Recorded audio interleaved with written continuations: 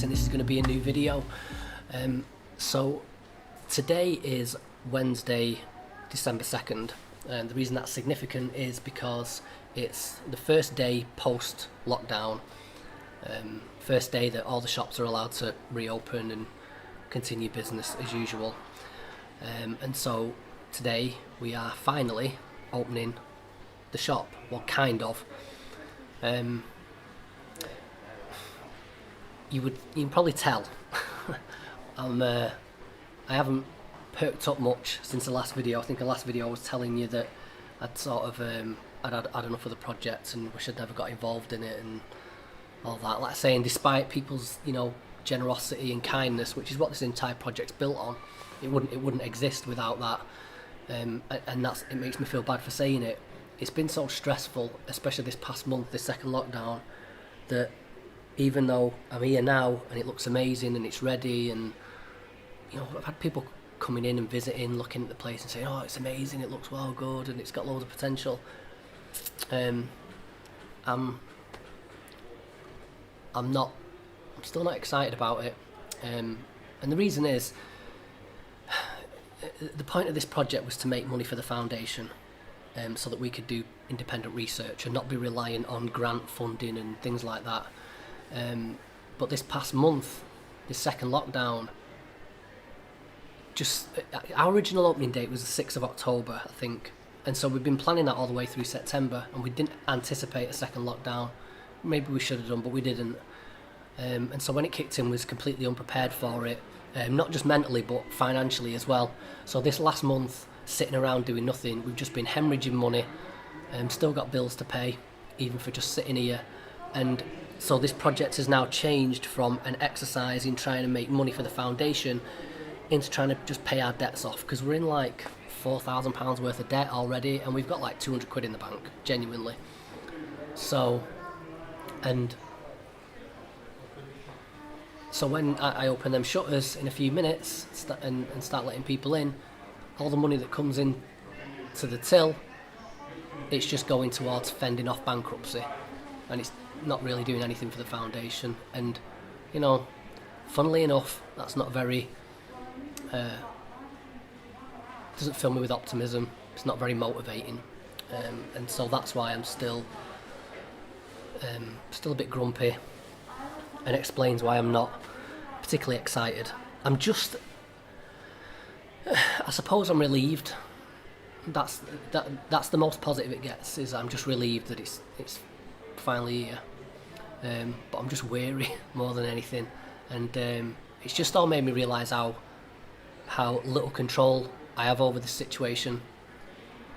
Because talking about having a third lockdown in January, and I think that'll kill us off, and we haven't even got started. But anyway, like I said, we're going to be sort of opening, because, so I know I've shown you this a million times, so 1,001 times won't hurt. So this is the gift shop section. This is the final layout of it, which you're probably sick of looking at, but whatever. There you go, looks a little bit different, a few extra products and stuff than last time. And there's the cafe section as well, so that's done as well and ready to go. The problem is the way the new lockdown rules, complete lockdown is lifted, but we've moved into like a tiered system, like tier 1, 2 and 3. So tier 1 being the least harsh restrictions and tier 3 being the most harsh restrictions, and lo and behold, Manchester, Trafford, where we're based, is in tier 3. And so in tier 3, shops are allowed to open, but like food establishments aren't. So restaurants, bars, cafes, they're not allowed to open. And as you've seen, like about 75% of our floor space down here is cafe. Seating for 20 people, it would make up a significant amount of profit, turnover, whatever, for us. And so we're only allowed to open this little 25% section, the gift shop, and I don't know that that's going to be sufficient.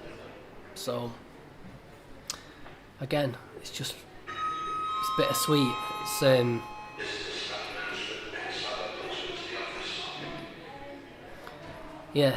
It's bittersweet, because we finally get to open, and that's nice. Finally get some money coming in the till, because the debts are mounting up. but I just don't know whether it's going to be enough to survive. I'm worried that the restrictions are going to end up killing us off. But I was toying with the idea. I was thinking before, maybe when I get on camera, I should be like optimistic and just snap myself out of it and be like, "Hey guys, we're getting ready to open, looking forward to it, blah blah blah." But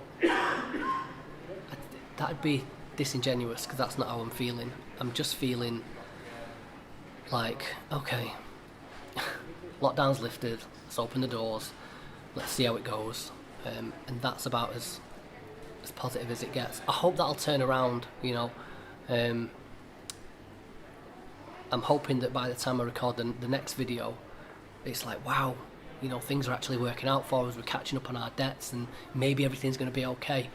But the way things have gone, and the way the government are handling this, and just letting businesses die left, right and centre, I don't know, I can't allow myself to get optimistic or excited about it. So I suppose we can call this the not so grand opening. Let's do it.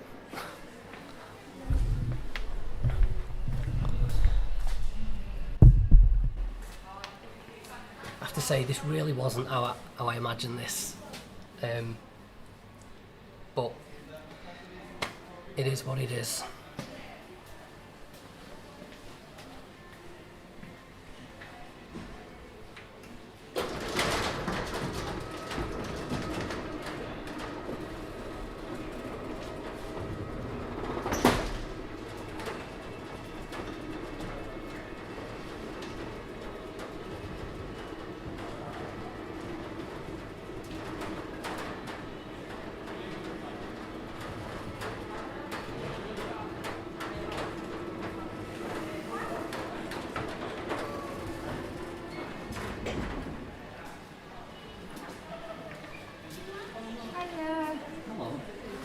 It is.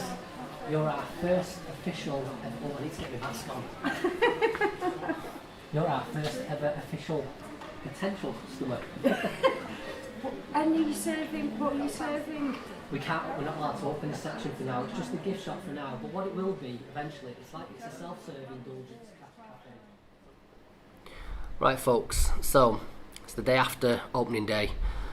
So I just wanted to sort of sit down for a couple of minutes, tell you how everything went, how I sort of feel about things retrospectively, and whether my mind has been changed sort of prospectively as well, looking forwards. So it went okay. So basically we didn't open the door, or the shutters should I say, till like 2 p.m. because I got here, I thought we were ready, but there was just still, there was a lot of things left to put price tags on. There was things left to price up, like decide what the retail price was going to be compared to what we bought things wholesale. And yeah, like things, getting used to the till system and things like that. So we only got the doors open at 2 o'clock, and we only stayed open until 5 o'clock. So we did like 3 hours trade. And I'd say we got about maybe 30 to 40 people actually come in the shop. I wouldn't know how many actually bought something. Maybe 10 of those people bought something, and we did just over £100 in trade, which is better than nothing, I suppose. Actually, I should mention as well, we did what's called a soft opening. So we didn't publicise it, we didn't mention a date to anybody, we didn't put anything on social media, nothing on the website, no announcements whatsoever. The only people who knew we were opening is us and our families. So the reason I did that is we've got no money left in the bank, and all the stock we have for the shop is on the shelves. We've got no stock in reserves, so every time something gets bought, we can't replace it, so that little section of the shelf will remain empty. And it's a bit of a tricky one because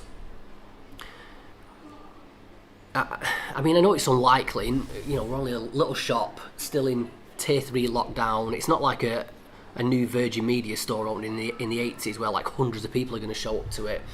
But I didn't want too much custom too soon, because even though that'd be nice, it'd give us sort of a chunk of money in the bank back. You've got to be sort of careful with your reputation early on, because you know, loads of people show up and buy loads of stuff. The shelves are going to be empty, and the shop will look sort of sparse and not very well maintained, while we sort of take the profits from those sales and go off to reorder new stock, which is going to take like a week or two to get here. And so let's say hypothetically we did get bombarded over, you know, the first couple of days and ended up with no stock but plenty of money in the bank. We'd have to shut the shop again for another couple of weeks while we wait for all the wholesale, the new stock to get here. And you know, that might be confusing to customers, like, well, hang on a minute, it was open 1 minute, it's closed again, like, what's going on? But then if you keep the doors open with your shelves empty, people are coming in and being like, that new shop that's open, there's nothing in there, it's bare. So I thought it'd be a bit sort of be a bit more cautious, a bit more prudent and sensible to just open the shutters and let people creep in and buy up the stock slowly, so that we could sort of reorder it slowly. And also to get into the swing of things. I mean, even though it wasn't super busy yesterday, there's plenty of hiccups, especially like with the till system and the receipts and stuff like that. We still haven't quite got the hang of that. It takes me ages to find stuff in the system, even though I put the system together. So yeah, that side of it was fine. It wasn't underwhelming, it wasn't overwhelming, it was just was what it was. It's fine. What was good is there was a lot of curiosity in the place. So even though we only had, say 30, 40 customers actually came through the doors, there's plenty of people sort of stopping and nosying, and some people were taking pictures on the smartphones and stuff, which maybe they'll post on social media and what have you. And I could hear people getting on the phones and, you know, telling their friends, like, oh, there's this new shop that sells all this, like, bath bombs and stuff like that, we'll have to come down. And so that was good. That was nice to hear. The most positive aspect of it was the feedback from the customers who actually came in through the door. So people seem to really love the idea, and especially the cafe. So even though we can't open the cafe at the moment, was telling people about it. I was a bit wary of the concept of it, because we're doing a pay-per-minute cafe, which is all you can eat, but it doesn't serve any hot food, and it's self-serve as well. And I didn't know if that was a bit of a hipster sort of city centre thing, especially like for young professionals, and that's not really the demographics that are going on in Stretford Mall, but people loved the idea. So that was nice as well. That was reassuring. So yeah, it was nice to talk to people. It was nice to finally engage with like the community face to face, be talking to people, getting to know some faces, well, half faces because the masks, getting to know some eyes and foreheads and some names. And already we've had people offering to volunteer. Somebody donated some money yesterday. So a couple of people have offered, like, they do crafty stuff, and they've said, you know, we can either have some of their stuff to sell, they'll donate their stuff to the foundation for us to sell, or we can sell it on their behalf and do like a little profit share deal. So there's plenty of that going on, and that was nice. But it had the sort of weird effect of making me worry even more. So I'd say yesterday restored my faith in the potential of this project based on the opinion of the community. So the people I met and talked to, it seems like if this place would have opened here maybe, you know, a year and a half ago, before COVID, a couple of years ago, it could have been a roaring success. But having opened when we've opened, with all the lockdown and potential future lockdowns, despite all the positive feedback from everybody, I still don't think it's going to work. I think that the government handling of the situation is just not going to work in our favour in the long term. I think there's going to be too much damage done early on that we'll never recover from. I think we're always going to be trying to catch up with ourselves, paying off debts and things like that. I hope that's not the case, especially after yesterday, especially after speaking to everybody. I really hope we can pull something out of the bag and recover this. But like I say, there's just this, I don't know what the word is, a sort of an emotional, not an emotional, but there's some sort of conceptual divide between the potential, or the potential of the project in Stretford, with the people of Stretford, and the lack of potential, or the undermining of the potential by the government, I guess. And as is the case with a lot of businesses, I think the damage by the government is going to be a stronger, more formidable force than the optimism of the community and the support of the community. And that's a shame.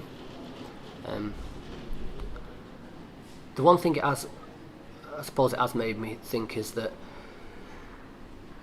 right up until yesterday, I was thinking, just get the bleeding doors open, just see if we can make some money back, see if we can rescue what we've invested in it, and thinking, if I come out of this with just the money in the bank that we had in the first place, fine, we'll just write it off as a mistake.